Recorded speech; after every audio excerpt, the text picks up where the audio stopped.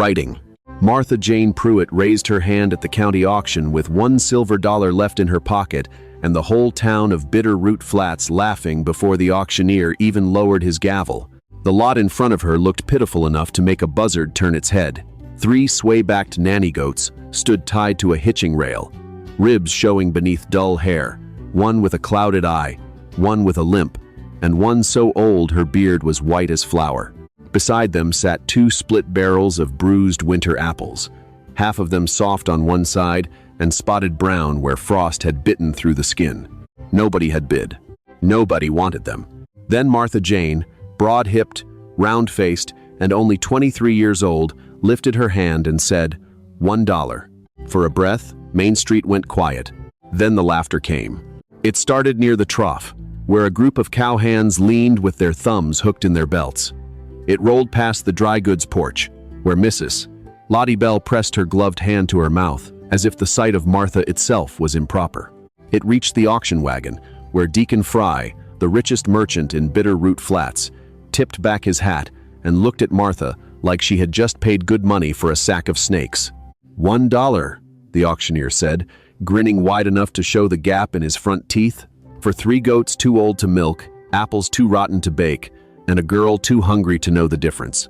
That made the men by the trough roar. Martha did not lower her eyes. She had spent the morning standing in the cold dust while everyone else bought useful things.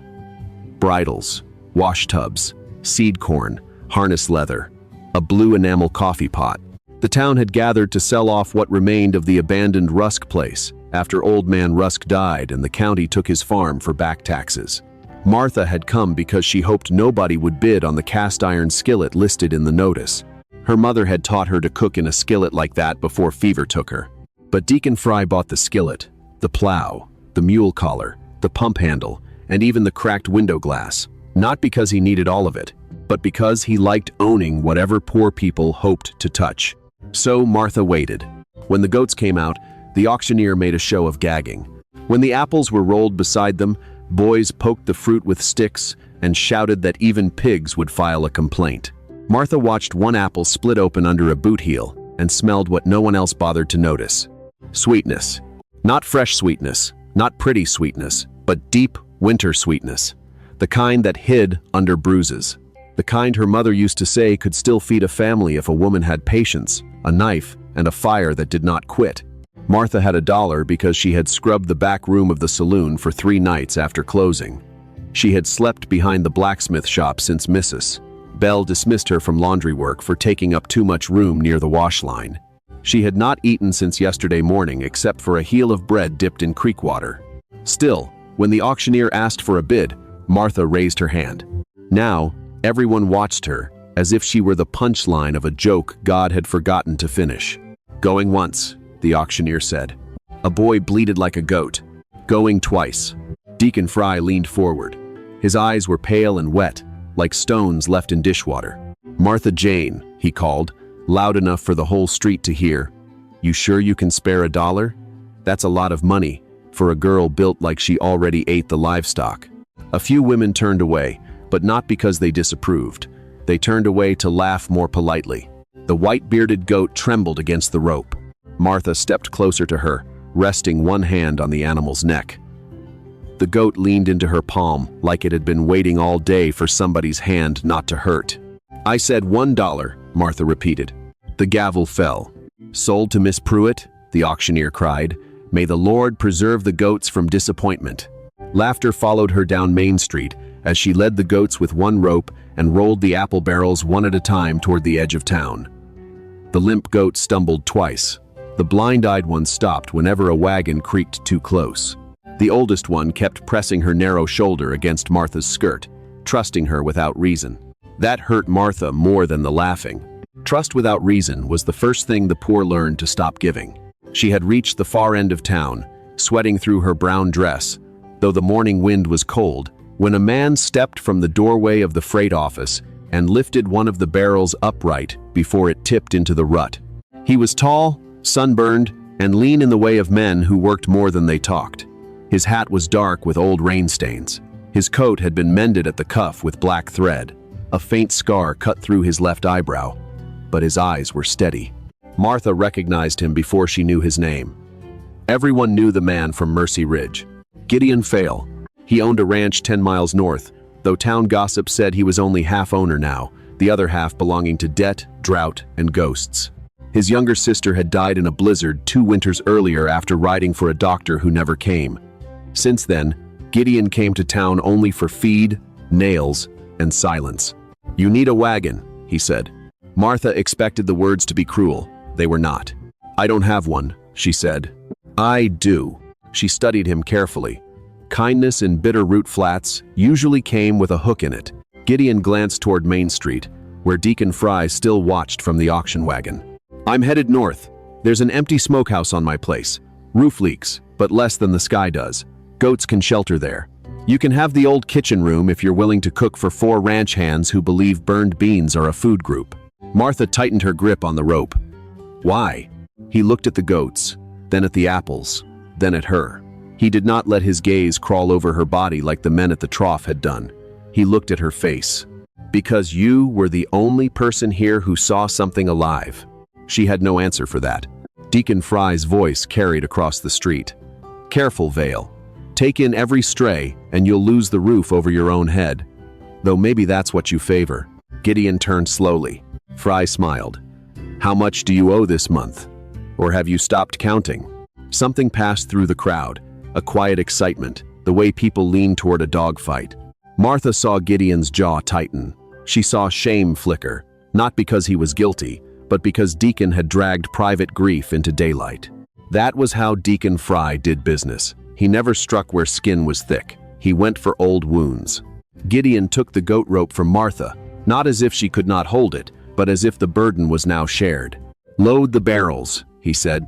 Martha climbed into his wagon without looking back. The road to Mercy Ridge ran through brown grass, shallow gullies, and hills combed bare by winter wind. The goats lay in the wagon bed among the apples, too tired to protest the jostling. Martha sat beside Gideon, hands folded tight in her lap. For the first 2 miles, neither spoke. Then Gideon said, "You know goats? My mother kept 2 when I was little. You know apples? My mother knew everything hunger could still use." That made him glance at her, but he did not ask the questions most people asked. Where was her family? Why was she alone? How had she become the kind of woman a town thought it could laugh at without consequence? He let silence be a room she could enter when she chose. Mercy Ridge appeared near sundown. It was not grand. The barn sagged on one side. The corral fence had 2 rails missing. A stone house stood beneath cottonwoods, its windows dark, its chimney cold. Beyond it stretched land that once must have been rich with grass, now thin and winter-silvered. The kitchen door stuck when Gideon pushed it open. Inside, dust lay over everything. A stove blackened with old ash. Shelves holding jars of nothing. A table with knife marks deep enough to hold shadows. A blue ribbon hung from a nail beside the window, faded nearly gray. Martha knew without asking it had belonged to Gideon's sister. The room felt abandoned, but not dead. There was a difference. Death had no waiting in it. This kitchen waited. Gideon stood by the door, suddenly awkward. "My sister Ruth did the cooking. After she passed, we mostly stopped using this room." Martha removed her gloves and laid them on the table. "Then we'll start with the stove." He blinked. "Tonight? Men who eat burned beans long enough forget they're allowed to hope." By dark, the kitchen breathed again. Martha scraped ash, hauled water, sorted apples, cut away rot, and set the good pieces to stew with a little salt and the last of Gideon's sorghum. She found flour in a barrel, hard around the edges but clean in the center. She mixed biscuits with goat milk from the oldest nanny, who gave only a cup but stood patient as a saint. She fried salt pork ends and stretched them into gravy. The ranch hands came in suspiciously. There was Nate Cobb, who had lost 2 fingers to a rope and claimed it improved his card playing. There was Amos Creed, narrow and quiet, who watched the floor when he spoke. There was young Billy Sutter, 17, and hungry enough to gnaw fence posts. And there was Harlan Meek, the foreman, whose beard seemed designed to hide disappointment. They stared at Martha. Then, at the table, Martha stared back. She had endured enough men looking at her as if she were a question they wished would leave. "Supper's ready," she said. "Sit or don't." They sat. No one spoke for the first 5 minutes. Forks moved, biscuits split, gravy vanished. Stewed apples, dark and shining, were scraped from the pot until the spoon rang against iron. Billy Sutter closed his eyes after his third biscuit and whispered, "Lord, have mercy." Nate Cobb pointed his fork at him. "Don't get religious over gravy. It makes the rest of us look shallow." But he took another biscuit. Gideon ate slowly, as if he had forgotten food could do more than stop hunger. Martha watched him from the stove and saw grief loosen its fingers from his shoulders, just a little. That night she slept in the old kitchen room on a cot beneath Ruth's faded ribbon. The wind pressed against the walls. The goats shifted in the smokehouse. Somewhere outside, a coyote called and received no answer. Martha did not sleep for a long time. She thought of Main Street laughter. She thought of her mother's cracked hands. She thought of the oldest goat leaning into her palm. Then she thought of Gideon saying she had seen something alive. By morning, she was up before the men. She cut spoiled apple halves for the goats, rubbed the lame one's leg with warm cloths, cleaned the blind-eyed one's infected lid with salt water, and coaxed milk from the old nanny with a song her mother used to hum while kneading dough. She found wild mint near the creek. She pulled onion grass from a ditch. She set apple slices to dry on racks near the stove. The men began to change in small ways. Harlan fixed the smokehouse roof without being asked. Billy brought extra hay. Amos, who rarely spoke, carved a little wooden bell for the blind-eyed goat so Martha could hear where she wandered. Nate named the lame goat Duchess because he said she limped like royalty entering church. Martha named the oldest goat Mercy. By the end of the week, Mercy gave 2 cups of milk. By the second week, the blind-eyed goat stopped flinching. By the third, Duchess birthed 2 tiny kids in the smokehouse during a sleet storm, and Martha stayed up all night with her sleeves rolled, whispering encouragement while Gideon held the lantern. When the first kid cried, thin and furious, Gideon laughed. It startled them both. Martha looked up at him, hair loose around her flushed face, her hands slick with birth and hay dust. "You sound out of practice." "I am." "Keep practicing." He did. Spring came late to Mercy Ridge, but when it arrived hungry. Grass pushed green through the dull hills. Cottonwoods feathered with leaves. The goats grew glossy. The dried apples filled sacks. Martha turned bruised fruit into apple butter, vinegar, and preserves. She made biscuits so light, Nate claimed they ought to be tied down. She cooked beans with apple-smoked pork until men from neighboring spreads found excuses to ride by near supper. A rumor began. Not the kind Deacon Fry liked. This one smelled of cinnamon, smoke, warm bread, and cream gravy. They said Mercy Ridge had a kitchen again. They said Gideon Vale had hired a cook who could turn frostbitten apples into something a man would cross a river to taste. They said the fat girl from the auction had made those dying goats give milk. Some said it with wonder, some said it with envy, some still said it cruelly. Martha heard enough when she came to town for salt and coffee. A woman at the dry goods counter muttered that if Martha kept cooking that rich, she would need a wider door. The clerk laughed until Martha looked straight at him. "Do you sell coffee?" she asked, "or only manners you haven't used?" The clerk stopped laughing. Deacon Fry watched from behind his counter. He owned the dry goods store, the feed shed, the freight office, and half the debt in the county. His smile had not changed since the auction. "Enjoying Mercy Ridge?" he asked. "Yes. Temporary comforts often feel permanent to simple people." Martha set coins on the counter. "Then I'll be sure to enjoy today twice." His smile thinned.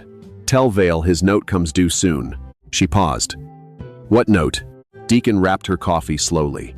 "The kind that takes land from men who cannot pay." When Martha returned to Mercy Ridge, she found Gideon mending harness outside the barn. He knew from her face that she had heard something. "He told you," Gideon said. "You owe him?" "I owed the bank. Fry bought the paper last winter." "How much?" $800, once. Now he says $1,200 with penalties. "Can you pay?" He looked toward the ridge where Ruth had died riding for help. Not before summer cattle sell. Martha felt the story shift under her feet. She had lived long enough to know when a man like Fry held paper, he held more than numbers. He held fear. He held doors. He held the right to make good people bow in public. What happens if you don't pay? He takes the north pasture, the house, the barn, the spring. The spring? It's the only year-round water for 6 miles. Martha looked at the kitchen window. Inside, apple butter cooled in jars. Biscuits waited under cloth. The goats slept in the sun as if they had never been unwanted. She thought of Deacon's pale eyes. "He didn't buy a note," she said softly. "He bought your throat." Gideon looked at her. Martha went inside and made supper.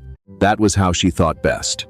With a knife in her hand, flour on her wrists, and heat rising before her. She thought about the auction. She thought about Old Man Rusk losing his farm for taxes. She thought about Deacon buying everything useful before poor folks could bid. She thought about the apples nobody wanted because one side was spoiled, while the heart of the fruit remained good. By morning, she had an idea. "Harvest supper," she told Gideon. He frowned. "We don't have a harvest. We have apples, milk, biscuits, beans, smoked pork, and enough pride to season all of it." For whom? Everybody. That made Harlan choke on coffee. Martha continued. "We invite the valley to Mercy Ridge. A supper table. 25 cents if they can pay, free if they can't. We sell preserves, apple butter, vinegar, goat cheese, biscuits. We show them this place is alive before Fry tells them it's already dead." Gideon understood at once. Public proof, public support, public shame for the man trying to bury them quiet. "Fry will come," Gideon said. "Good." The next 2 weeks moved like weather before a storm. Martha rose in darkness and slept after the stove cooled. Gideon and the men repaired benches, whitewashed the kitchen walls, fixed the barn doors, and strung lanterns between cottonwoods. Amos wrote invitations to neighboring farms. Billy painted a sign so crooked, Martha kissed his cheek for effort and made him redo it. Nate spread the rumor with enough embellishment that half the county believed Martha could bake a biscuit through a locked door. The day of the supper, wagons began arriving before noon. Women came with baskets. Men came pretending they had only stopped to check on fence lines. Children came openly excited. Even the town ladies who had laughed at Martha arrived in pressed dresses, their faces arranged in curiosity. Then Deacon Fry rode in with the auctioneer beside him. The crowd shifted. Martha stood near the long tables in a clean blue dress Ruth had left behind, let out at the seams and remade with careful hands. Her cheeks were warm from the kitchen. Her hair was pinned at the back, though curls had escaped around her temples. She did not look thin. She did not look delicate. She looked like a woman who had carried water, lifted barrels, birthed goats, fed men, and refused to disappear. Deacon saw the tables first. Biscuits in cloth-lined baskets, pots of beans, apple butter shining amber in bowls, goat cheese with herbs, pork gravy, dried apple hand pies, coffee black as midnight. Then he saw the crowd. His smile twitched. "Quite a spread," he said. "Though I'd be careful, friends. Food made from rotten apples and sick goats can turn a stomach quick." A murmur passed through the guests. There it was. The poison dropped in the well. Martha wiped her hands on her apron and walked to the head of the table. "You all remember those goats?" she said. "You laughed when I bought them. Some of you said they were too old to milk. Some said they'd be dead by sundown. You remember those apples too. Boys kicked them in the street." No one laughed now. Martha lifted a jar of apple butter. The bad parts were cut away. The good parts were cooked slow. That's all. No magic, no trick, just patience. She pointed toward the smokehouse pasture, where Mercy and Duchess grazed with the new kids jumping around them. The goats were hungry, sore, and scared. That didn't make them worthless. It made them neglected. A woman near the back lowered her eyes. Deacon snorted. "Pretty speech." Martha picked up a biscuit, split it, spread it with apple butter, and took a bite. She chewed slowly, swallowed, then smiled. "If anyone is afraid," she said, "I'll eat first." For a moment, the whole ridge was silent. Then, little Samuel Pike, age 6 and fearless in the way only hungry children can be, wriggled from his mother's hand and ran to the table. "I ain't afraid," he said. He took a biscuit. That broke the spell. People surged forward, laughing now for a different reason. Plates filled. Children licked apple butter from their fingers. Men asked for seconds. Women whispered over the preserves, trying to guess the spice. Gideon stood under the cottonwoods and watched Martha become something the town had not planned for her to be. Necessary. By sunset, every jar had sold. Then Deacon Fry stepped onto a wagon tongue and clapped his hands. "Fine supper," he called. "Very fine. I do hate to sour celebration, but business is business. Gideon went still. Martha turned from the coffee pot. Deacon unfolded a paper. Gideon Vale owes $1,200, payable in full by the 1st of next month. Failure transfers Mercy Ridge, including all water rights, buildings, livestock, and improvements, to the note holder. That would be me. The crowd murmured. Some looked at Gideon with pity. Some looked away, already embarrassed by their full stomachs. Deacon's eyes found Martha. Enjoyed playing lady of the house, did you? Best not get too attached to rooms that aren't yours. The paper shook in Gideon's hand when Deacon gave it to him, though his face remained calm. Martha saw that shake. She saw the way Deacon wanted everyone else to see it too. The supper ended quietly after that. But Martha did not cry when the last wagon left. She did not curse. She did not ask Gideon why he had not told her sooner. She took the note, lit a lamp, and read every line. Then she read it again. This says $1,200, she said. Yes, but the original debt was 8. Fees. Fees have names. Gideon leaned against the doorframe. Fry's books always add up in Fry's favor. Martha looked toward the shelf where Ruth's faded ribbon hung. Did Ruth keep household accounts? Gideon straightened. She kept everything. They found Ruth's account box beneath a loose floorboard in the pantry, wrapped in oilcloth. Inside were seed receipts, cattle tallies, letters, doctor bills, and a small notebook tied with blue thread. Ruth Vale had written in a neat, stubborn hand. Every sack of flour, every pound of nails, every payment made toward the banknote. Martha read until dawn. At first light, she sent Amos to find Old Man Ketter, who had worked as clerk at the bank before Deacon bought it. She sent Nate to the Rusk place to ask the widow's sister about tax notices. She sent Billy to town for ink, paper, and gossip. Gideon she kept close, because each number she uncovered hurt him. By noon, a pattern emerged. Payments missing. Fees invented. Interest charged twice. Water rights listed as collateral on a page Gideon swore he had never signed. This signature, Martha said, tapping the paper Deacon had given him. It's yours? Gideon frowned. It looks like mine. Looks like doesn't mean is. She pulled Ruth's notebook close. Ruth had copied letters Gideon sent while trailing cattle years before. Martha compared the G in Gideon, the V in Vale, the pressure of the pen. Her mother had taught her to read ledgers because rich men liked poor women best when they could not count. This signature was traced, Martha said. Gideon's face changed. The next week was not soft. Deacon heard they were asking questions and moved quickly. Credit at the store vanished. Feed prices doubled. A hired man followed Amos. Someone cut the rope on the goat pen, and Mercy wandered near the ravine before Martha found her trembling in the brush. A rock came through the kitchen window one night, scattering glass over the table where dough had been rising.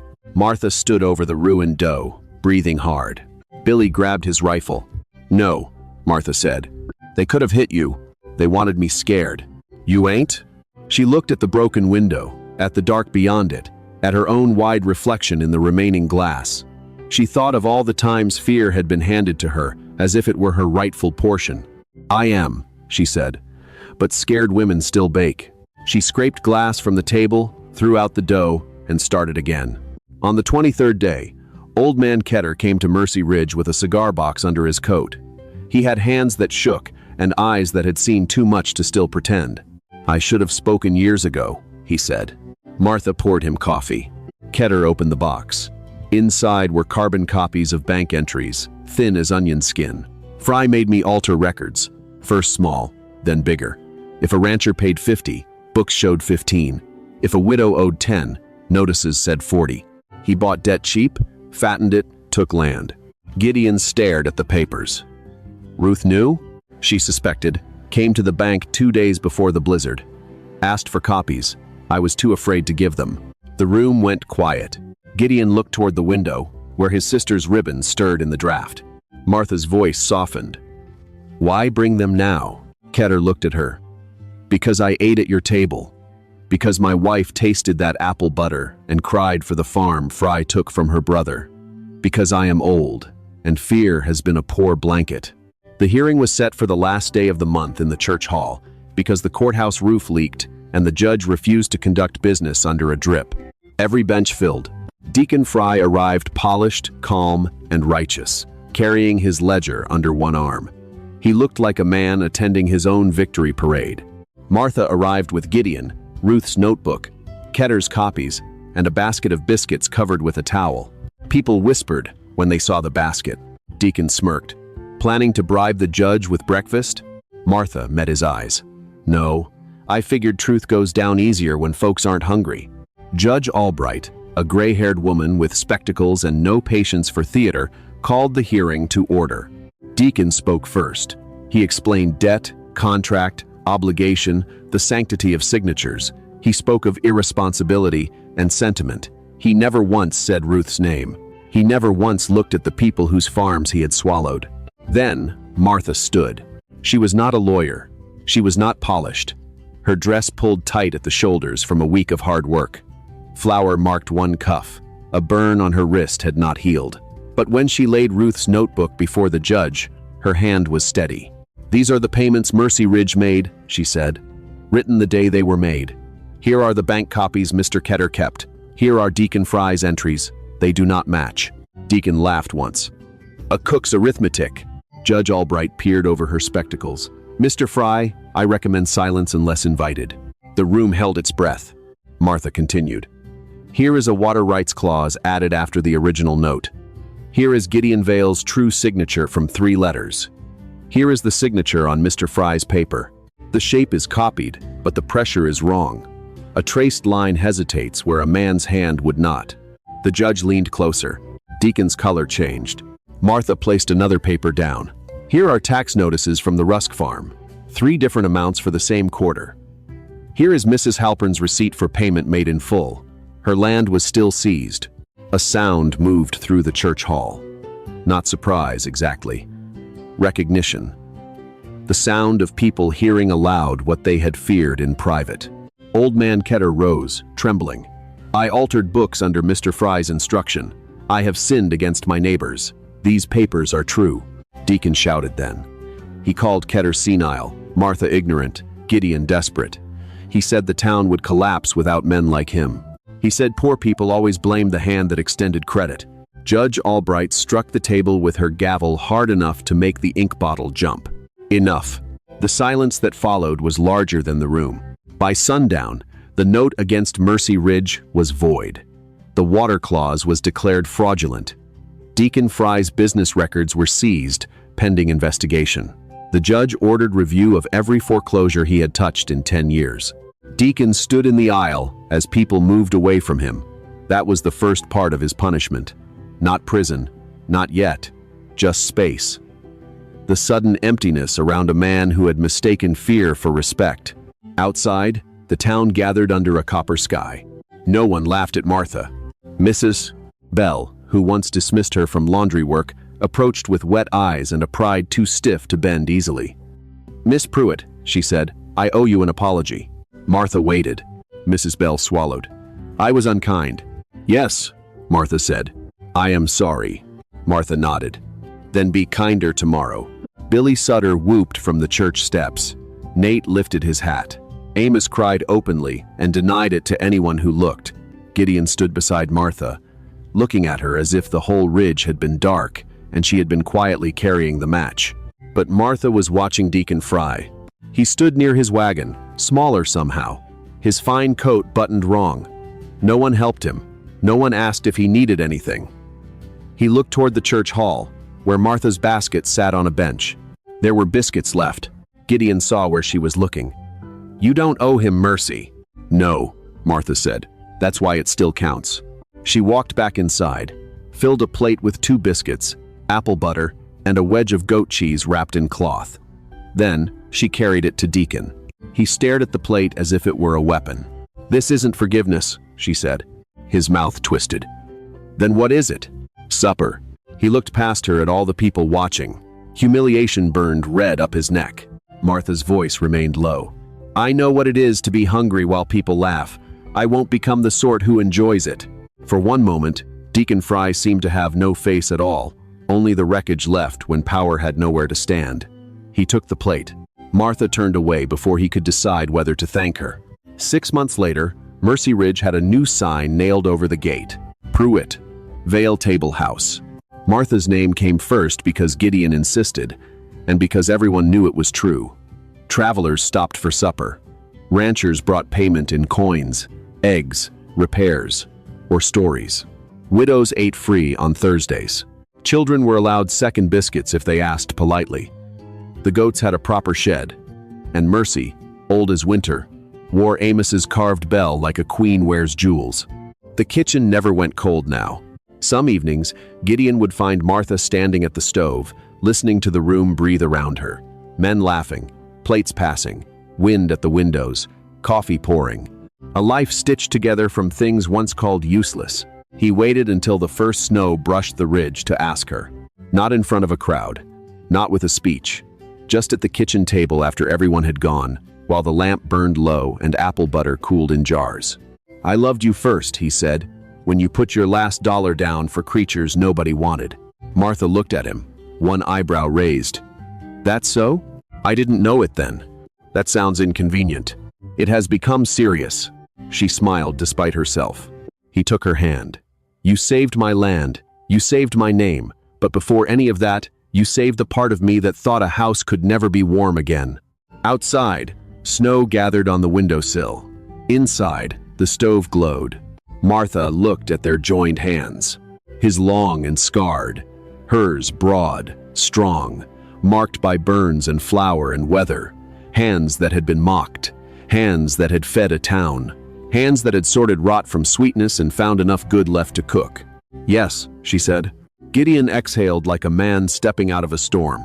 The next morning, Bitter Root Flats woke to snow, and the table house opened before dawn.